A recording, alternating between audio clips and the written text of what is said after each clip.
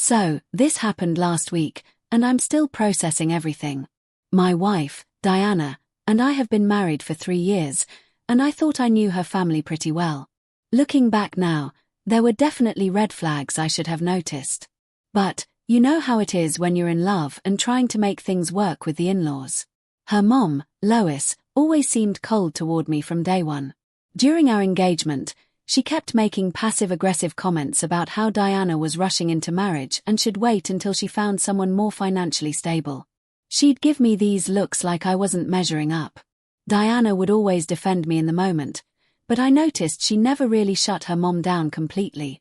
Her brother Lawson was even worse. Guy's never held a steady job for more than 6 months. Still lives at home at 32, but somehow felt qualified to give me career advice and tell Diana she could do better. He'd make snide comments about my car, my clothes, where we went on dates, real piece of work. But Diana always said that's just how her family was, that they were protective and would warm up eventually. 3 years later, they definitely hadn't warmed up. But I figured that was just typical in-law stuff. Diana and I were happy together. We had our own place, and I tried to keep interactions with her family to a minimum. Turns out I was completely wrong about what was actually going on behind the scenes. The whole thing started when I realized I hadn't gotten any mail from my grandmother, Lucy's estate attorney, in over 2 months. Lucy passed away 14 months ago and left me a substantial inheritance. A family house plus investments and savings that would completely change our financial situation. There's been ongoing legal stuff with the probate court because Lucy's will was detailed about distribution and timing. I'd been getting regular updates from the estate attorney every few weeks, keeping me informed about deadlines, signatures, property assessments, tax implications, then suddenly nothing for over 2 months. At first, I didn't think much of it because legal stuff moves slowly with court schedules and paperwork delays. But when I realized it had been that long without communication, I called the attorney's office to check if there were issues. The attorney's office seemed confused when I called. The paralegal I spoke with said they'd definitely been sending updates to my address regularly and couldn't understand why I wasn't receiving them. She described several specific letters they'd sent, including one just the week before about some important deadlines coming up. That's when I knew something was seriously wrong. That's when things got weird. I started paying closer attention to our mail delivery and noticed Diana always got to the mailbox before I did. She works from home doing some kind of freelance graphic design work, and I commute about an hour each way to my job in the city, so she naturally gets to the mail most days. I'd never thought anything of it before because that just made practical sense. But when I mentioned the missing letters from the attorney's office, she got this strange look on her face, like a deer in headlights for just a split second before she composed herself. She said maybe the postal service was having issues in our area and suggested I call them to file a complaint. She seemed really eager for me to blame the post office rather than look into other possibilities. I called the post office the next day and they confirmed they'd been delivering mail addressed to me at our address consistently throughout the past 2 months. The postal worker I spoke with even described some of the envelopes, official-looking letters with a law firm's return address that matched the firm handling Lucy's estate. She said there had been no delivery issues in our neighborhood and that she specifically remembered delivering several legal-looking envelopes to our address recently. That's when I knew for sure something was wrong. Diana had been taking my mail and hiding it from me, but I couldn't figure out why she would do that, especially with something as important as estate documents. We'd always been open about finances and major decisions. She knew how important this inheritance was to both of us and our future plans. I confronted her that evening when she got home from errands. I told her I'd spoken to both the attorney's office and post office and that I knew she'd been intercepting my mail. She immediately got defensive and started talking really fast, which she does when nervous. She said she was trying to protect me from stress because I'd been working so much and seemed overwhelmed. She claimed she was going to give me the letters when things calmed down at my job. She kept saying she was trying to help manage my stress levels and thought it would be better if I dealt with inheritance stuff when I was in a better headspace. I told her that was completely unacceptable and that she had no right to make decisions about my personal mail without discussing it with me. I demanded she show me everything she'd been hiding. She said she didn't have the letters anymore, that she'd given them to her mom because Lois had more experience with legal documents. That's when she broke down and admitted her family had been involved from the beginning. Apparently, Lois had convinced her that I was too overwhelmed with work to handle estate matters properly. Diana said her mom thought it would be better if they helped manage things until I was less stressed about my job situation. She said Lois had been offering to help organize the legal documents and make sure I didn't miss anything important. According to Diana, she'd been scanning the letters and sending them to Lois, who was supposedly organizing everything for me and keeping track of deadlines. Diana kept insisting this was all about helping me and making sure I didn't mess up something as important as an inheritance. She said her mom had dealt with estate issues when Diana's grandfather died, so she knew what she was doing. Was furious. I told Diana she had no right to intercept my personal mail and that her mother definitely had no business getting involved in my family's estate matter. Diana kept insisting they were just trying to help, but something didn't sit right with me. Why would they hide this if they were genuinely trying to help? And why was Lois so interested in my grandmother's estate details? The more I thought about it, the more suspicious it seemed. Lois had never shown interest in helping me with anything before. She'd always seemed to think I was incompetent. Now, suddenly, she was so concerned about my well-being that she was organizing my legal documents. It didn't make sense. Diana finally admitted she'd been giving the letters to Lois to read first, and that Lois had been the one telling her what to do with them. She said her mom had experience with legal documents and wanted to make sure I wasn't missing anything important. But when I pressed her about specifics, like what exactly Lois had told her about the contents of the letters, she got vague and kept saying I needed to talk to Lois directly if I wanted more details. That was another red flag. If they were really just helping me organize things, why couldn't Diana tell me what was in my own legal documents? Why did everything have to go through Lois? I started to suspect they were keeping information from me deliberately, not just trying to reduce my stress. I demanded Diana get all my mail back from her mother immediately. She said Lois had been keeping everything organized in a folder at her house and promised to get it the next day. But when she came home the following evening, she only had about half the letters I was expecting based on what the attorney's office had told me they'd sent.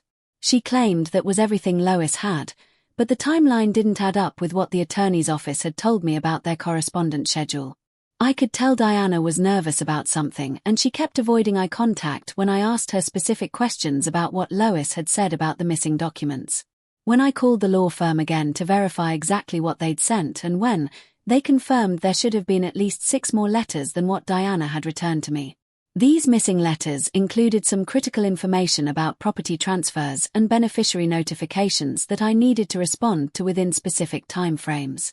Some of those deadlines had already passed because I never received the letters in time to respond. I realized this wasn't just overprotective behavior. They'd been actively interfering with my legal matters in ways that could cost me financially. The attorney explained that missing those deadlines could complicate the estate settlement and potentially reduce my inheritance if certain conditions weren't met on time. We're talking about potentially tens of thousands of dollars in complications and penalties. That night, I told Diana I was going to drive to her mother's house the next morning to get the rest of my mail personally. Diana got panicked and said that wasn't necessary, that she'd handle it with Lois herself. She kept insisting I was overreacting and that her family was just trying to help. She said I was being paranoid and that showing up at her mom's house demanding documents would just create unnecessary family drama. But I'd had enough of their version of help. I told Diana I was done letting her family manage my personal business and that I was getting my documents back whether Lois liked it or not. Diana spent the whole evening texting back and forth with someone, probably her mom, and kept trying to convince me to let her handle it instead of going over there myself. When I showed up at Lois's house the next morning around 9 a.m., she acted like I was being completely unreasonable and causing problems over nothing. She said Diana had told her I was overwhelmed with work and asked her to help organize my legal documents. She claimed she was doing me a favor and that I should be grateful instead of angry. Lois kept going on about how she was just trying to help family and how she'd dealt with similar estate issues before. She said she knew how stressful these things could be and that she was just trying to make sure I didn't miss anything important or make mistakes that could hurt my inheritance. She acted like I was being ungrateful and paranoid for questioning their motives. But when I asked to see the missing letters, She said she'd already given everything to Diana the day before. I knew that was impossible because I'd already been through everything Diana brought home and there were definitely documents missing. I told Lois I'd verified with the law firm exactly what had been sent and that letters were still unaccounted for. That's when Lois changed her story completely. She said maybe some mail had gotten mixed up with her own documents by accident and that she'd look through her files and get back to me. She tried to tell me I should just call the attorney's office and ask them to resend anything that was missing, that it wasn't a big deal and could be sorted out easily, but I wasn't leaving without those letters. I told her I'd wait while she searched and I made it clear I wasn't going anywhere until I had everything. After about 20 minutes of her stalling and making excuses, she finally produced 3 more envelopes from a folder in her kitchen drawer. These were the most recent letters from the attorney, including one marked urgent that was about a property deadline that was coming up in just 2 weeks. The fact that she'd hidden that urgent letter especially bothered me. If they were really just trying to help me stay organized, why would they keep something marked urgent away from me? That letter contained information about a deadline for deciding whether to sell one of the properties or keep it, and the deadline was fast approaching. Missing that deadline could have cost me a significant amount of money. I left Lois's house knowing something much bigger was going on here. The way she'd hidden those letters in her kitchen drawer. The way Diana had been evasive about specifics, and how both of them kept insisting they were helping me when they were clearly making things worse. None of it made sense unless they had ulterior motives that they weren't telling me about. That evening, I set up a new P.O. box and had all my mail forwarded there immediately. I also changed my address with the attorney's office and explicitly told them not to send anything to my home address anymore. I wanted to make sure Diana and her family couldn't intercept any more of my correspondence. Diana was upset about the P.O. box and said it showed I didn't trust her, which was absolutely correct. She said I was overreacting and creating problems where none existed. She kept insisting her family was just trying to help and that I was being paranoid. But what really bothered me was how coordinated this all seemed between Diana and her family. This wasn't just Diana making a bad decision. They'd clearly planned this together and had been executing it for months. The fact that Lois was so interested in my grandmother's estate details and had been actively involved in intercepting my legal documents made me think they knew more about my inheritance than they should. I started wondering what else they might be hiding from me and whether there were other ways they'd been interfering in my life that I hadn't noticed. If they were willing to intercept my mail and lie to me about it for months, what else were they capable of? The whole situation felt like just the tip of something much bigger, and I was determined to find out exactly what my wife and her family had really been doing behind my back. The more I thought about it, the more I realized I needed to start paying attention to other areas where they might have been interfering. Had they been going through my other documents? Were they monitoring my finances somehow? Had they been discussing my inheritance and making plans that I wasn't aware of? First off, thanks to everyone who commented on my original post. The support has been incredible and honestly, a lot of you called this situation way better than I did. Special shout out to the people who told me to check everything electronic and look for group chats. You were absolutely right and I owe you big time. So, remember how I mentioned Diana was texting someone frantically the night before I went to her mom's house? Well, that detail kept bothering me because she's usually pretty open about who she's talking to. She'll casually mention if it's her friend Hannah or work client. But that night she was being super secretive about her phone. The next morning, after I got back from Lois's house with those hidden letters, Diana left her phone on the kitchen counter while she was in the shower. Now, I'm not usually the type to go through someone's phone, but given everything that had been happening with the mail situation, I figured I had a right to know what was going on. I picked up her phone and immediately hit a roadblock. She'd changed her passcode. We'd always known each other's codes before, but apparently that had changed recently. I tried a few obvious combinations like our anniversary and her birthday, but nothing worked. Then I remembered she has this habit of using patterns instead of numbers. So, I tried the simple L-shaped pattern she uses for everything, and boom, I was in. The first thing I did was check her recent text messages, but there was nothing suspicious there. Just normal conversations with her work contacts and a few friends. But then I remembered people mentioning WhatsApp in the comments. So I opened that app instead. That's where I found it. A group chat called Family Planning with 3 participants, Diana, Lois, and Lawson. The name alone was weird because what kind of family planning would exclude me? I scrolled up to see the message history, and what I found made my blood boil.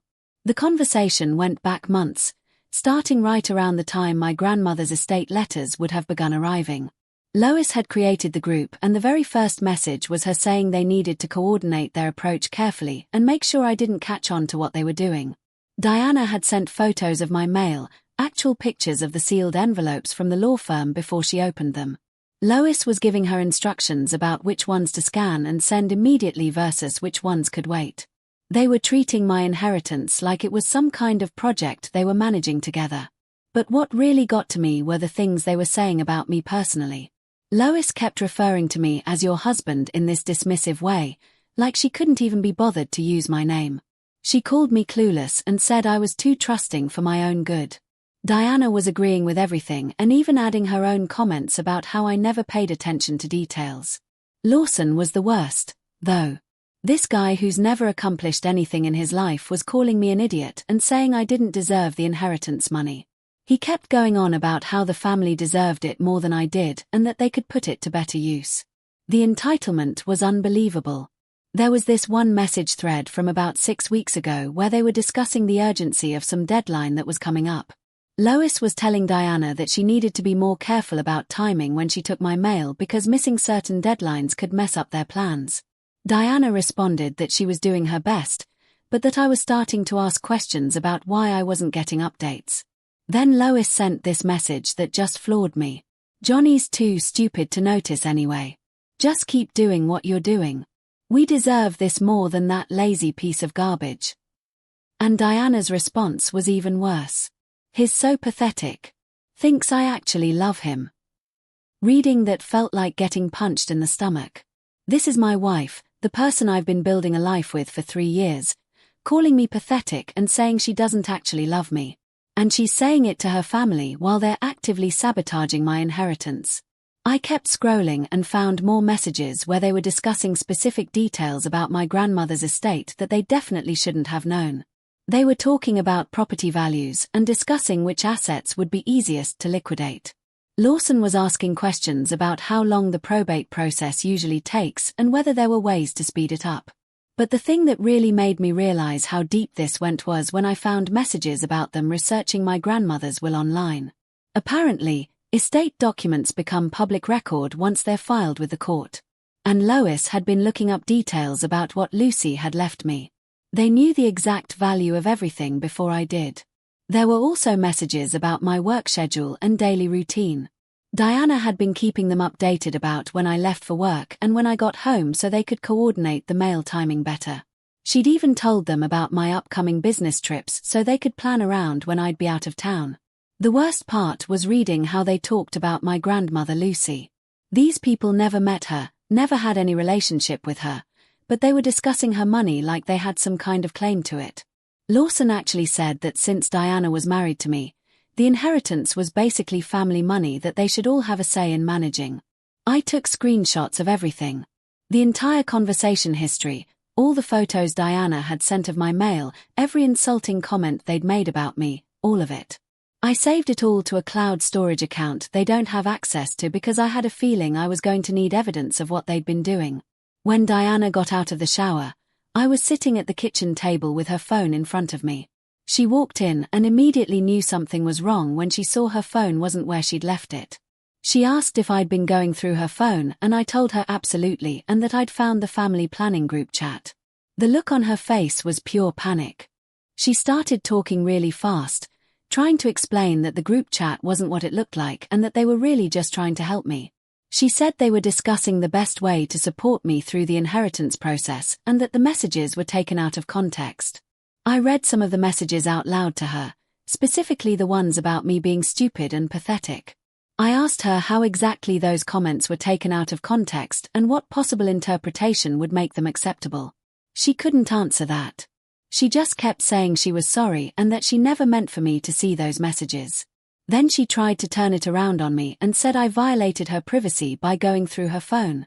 I told her that her privacy was forfeit the moment she started intercepting my mail and conspiring with her family behind my back. I said she'd lost the right to privacy when she'd been taking pictures of my personal legal documents and sharing them with people who had no business seeing them. Diana broke down crying and said she felt pressured by her family to go along with their plan.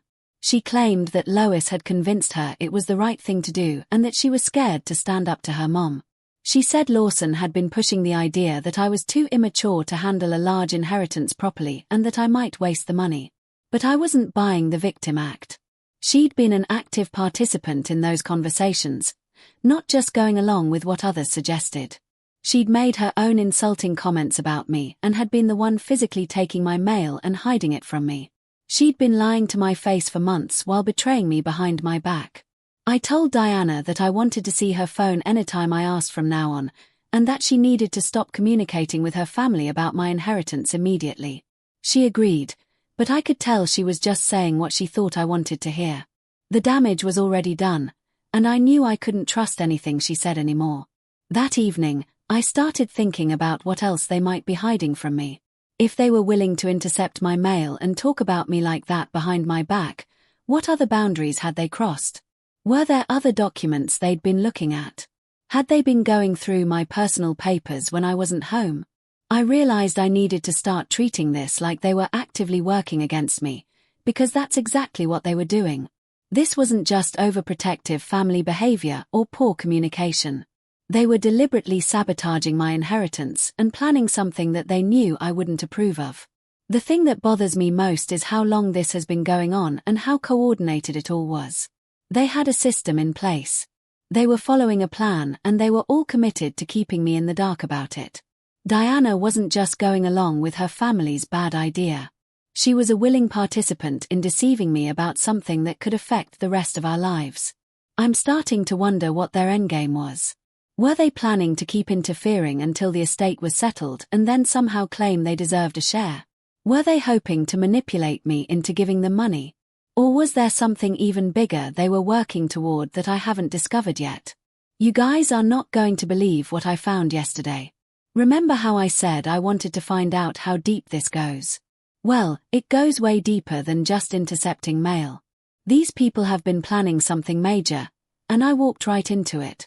After I confronted Diana about the WhatsApp group, she's been acting super nervous around me. She keeps watching what I'm doing and following me around the house, which is completely different from her normal behavior. She's also been texting constantly, but keeps her phone with her at all times.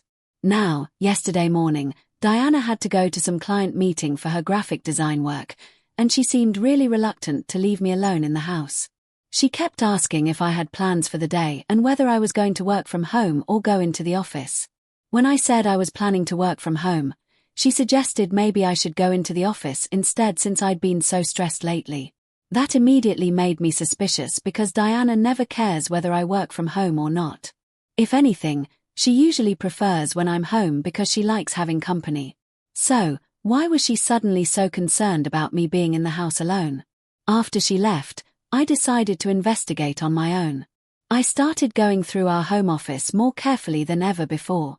We have a shared filing cabinet where we keep important documents.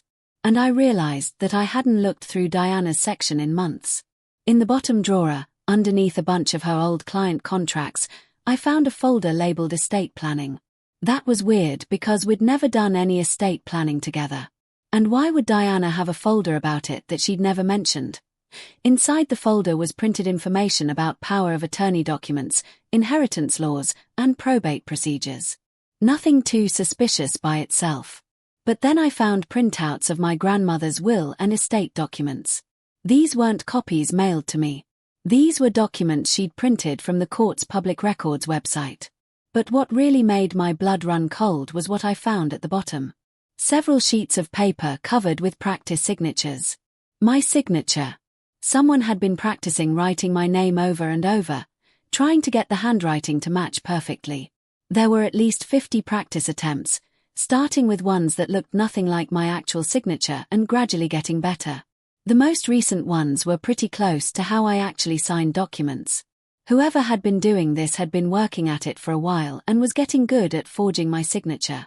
Underneath the practice sheets was a partially completed power of attorney document, the kind that would give someone else legal authority to make financial decisions on my behalf. Diana's name was filled in as the person receiving power of attorney, but the signature line for me was blank. They hadn't used it yet, but they'd clearly been preparing to. I took pictures of everything with my phone and put the folder back exactly where I found it. Then I kept searching and found more evidence of their planning. There were printed emails between Diana and Lois discussing the timeline for getting the power of attorney signed and how they would use it to manage the inheritance properly. In one email, Lois was telling Diana she needed to get me to sign the document soon because estate deadlines were approaching and they needed to act quickly. Diana had responded that she was working on finding the right moment to bring it up and that she thought she could convince me it was just standard paperwork that married couples should have. There was also an email where Lois was giving Diana instructions about how to present the power of attorney to me. She suggested Diana should bring it up during a stressful time when I was distracted with work and that she should frame it as something that would help reduce my stress about managing the inheritance. The manipulation was so calculated, but what really got to me was finding evidence that they'd already been making moves based on information from my intercepted mail. There were printouts of real estate listings for properties near where my grandmother's house is located. They'd been researching property values and looking at what similar houses had sold for recently. They'd also been researching investment options and looking into different ways to liquidate assets quickly.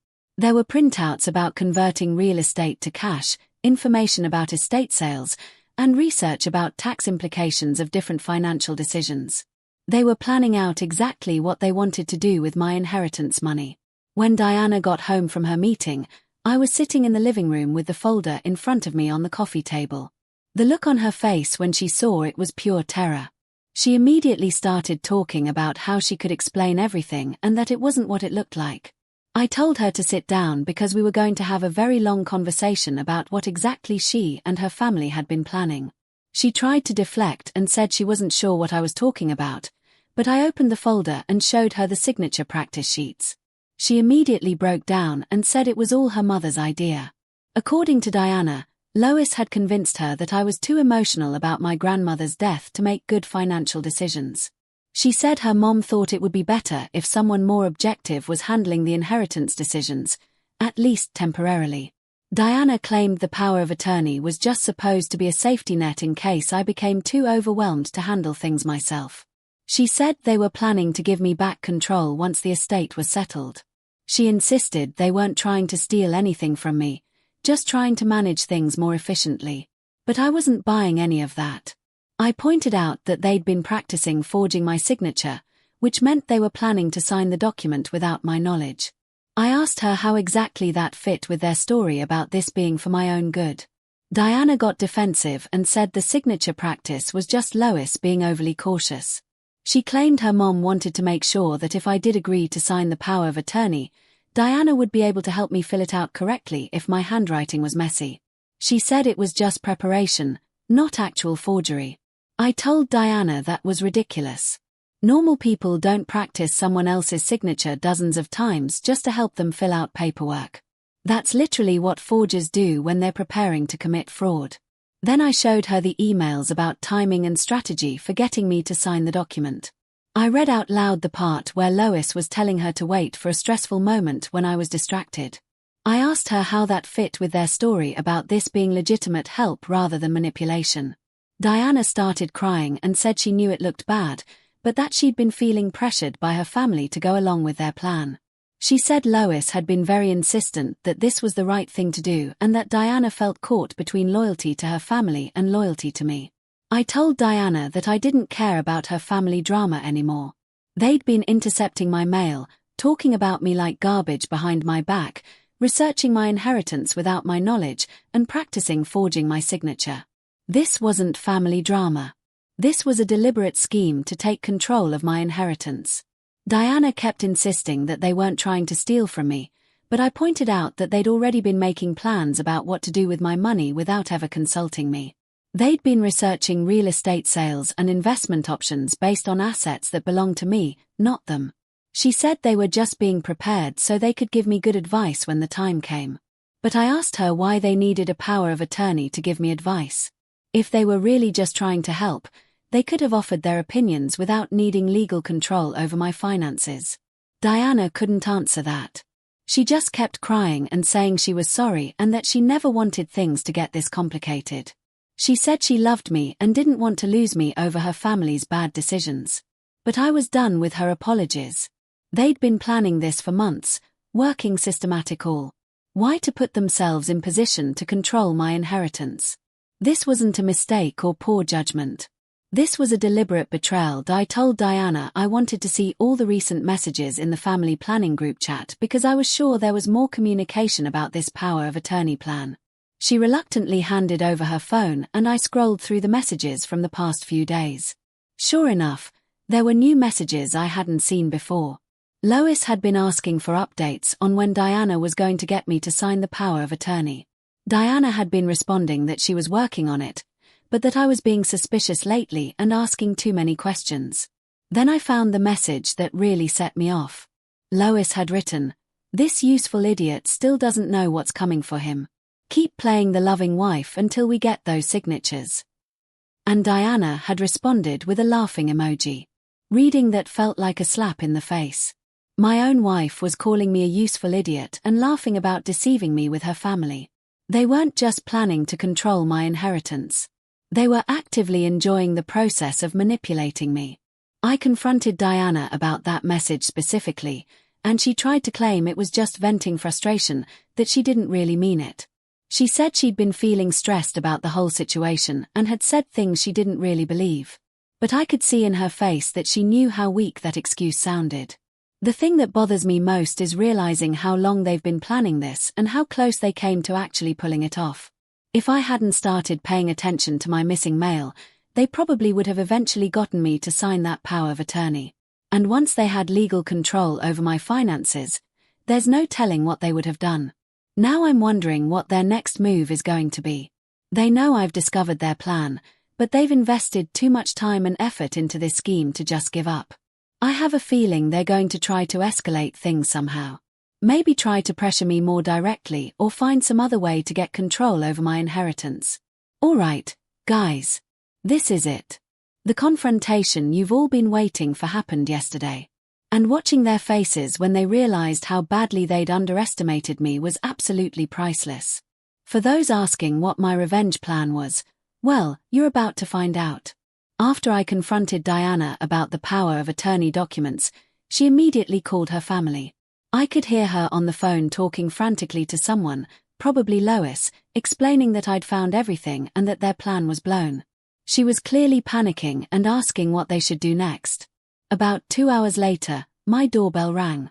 It was Lois and Lawson, and they did not look happy.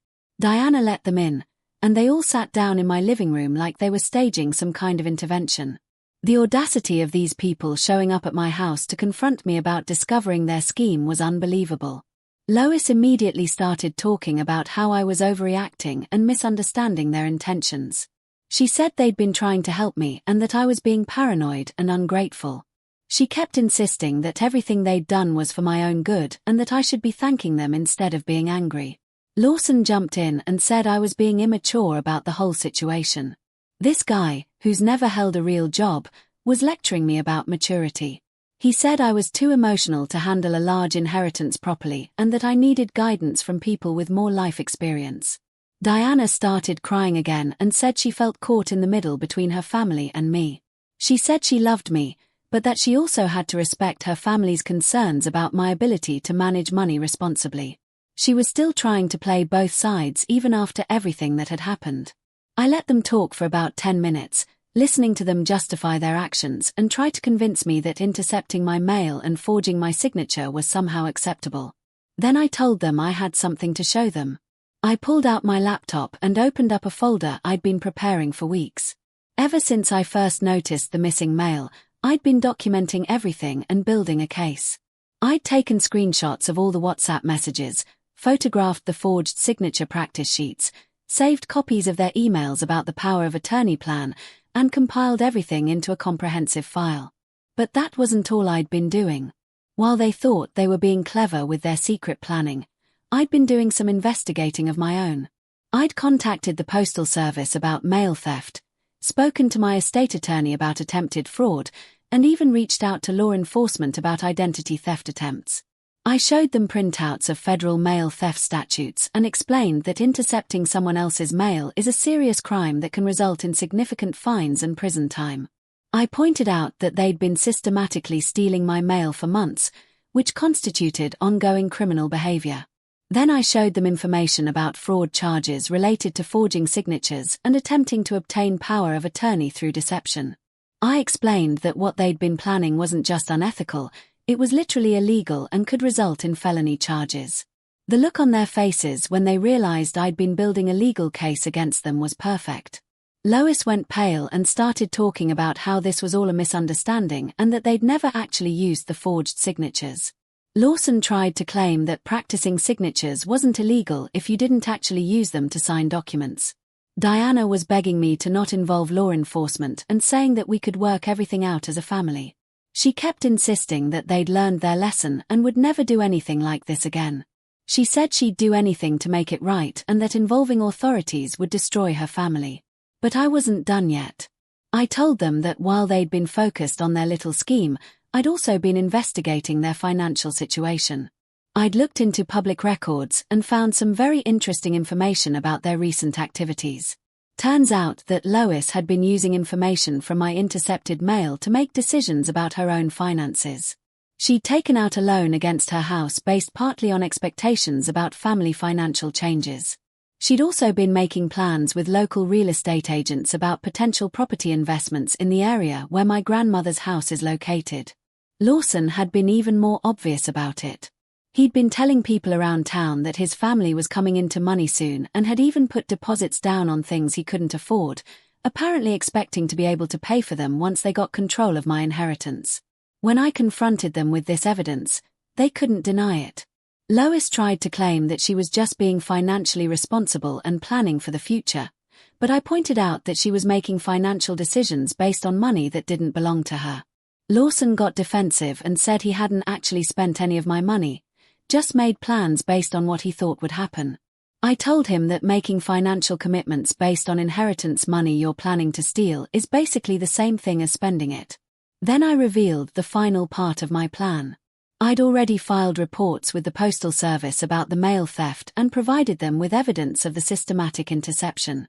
I'd also contacted the district attorney's office about the attempted fraud and identity theft. I wasn't just threatening to involve law enforcement. I'd already done it. The panic in their faces when they realized this wasn't just a threat was incredible.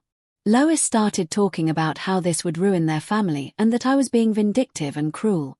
Lawson accused me of overreacting and said that involving authorities was extreme for what he called a family dispute. Diana was sobbing and begging me to call off the investigations. She said she'd do anything to fix the situation and that she'd never speak to her family again if that's what I wanted. She kept saying she loved me and couldn't bear the thought of losing me over this, but I told them it was too late for apologies and promises. They'd spent months planning to steal from me, talking about me like garbage behind my back, and actively working to deceive me about something that could affect the rest of my life. The time for family discussions and second chances had passed. I explained that I'd also contacted my estate attorney and had him review all the documents they'd been intercepting. It turns out that by missing some of those deadlines because of their interference, I'd actually lost out on certain tax advantages and optimal timing for asset transfers. Their scheme had already cost me money. Lois tried to argue that they were going to give me back control eventually and that no real harm had been done. I pointed out that they'd been making plans to liquidate assets and convert real estate to cash, which would have been irreversible decisions that weren't in my best interest. Then Lawson made the mistake of getting angry and saying I was being ungrateful for all their help and that I didn't deserve the inheritance anyway. He said my grandmother would be disappointed in how I was handling family relationships. That's when I lost it. I told him that my grandmother would be disgusted by their behavior and that attempting to steal from family members was exactly the kind of thing she despised. I said that if anyone was being disrespectful to her memory, it was them with their greedy scheming.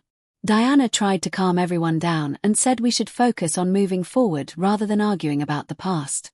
She suggested family counseling and said she was willing to do whatever it took to rebuild trust. She kept insisting that her family had learned their lesson and would never do anything like this again.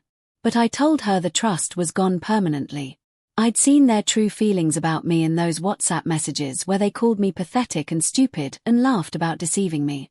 I'd seen how they really viewed our marriage as an opportunity to manipulate me and access my inheritance. There was no coming back from that level of betrayal. I told them that the legal processes were already in motion and that there was nothing they could do to stop them now. Mail theft is a federal crime, attempted fraud is a serious offense, and the evidence I'd gathered was overwhelming. They were going to face the consequences of their actions whether they liked it or not. Lois started crying and said this would destroy their family reputation in the community. Lawson said he could lose his job if he got convicted of a crime. Diana said she couldn't handle the stress of legal proceedings and begged me to reconsider. But I reminded them that they should have thought about these consequences before they decided to steal from me. They'd gambled that I was too stupid and trusting to catch on to their scheme. And they'd lost that bet badly. The last thing I told them before they left was that they'd made one crucial mistake in their planning.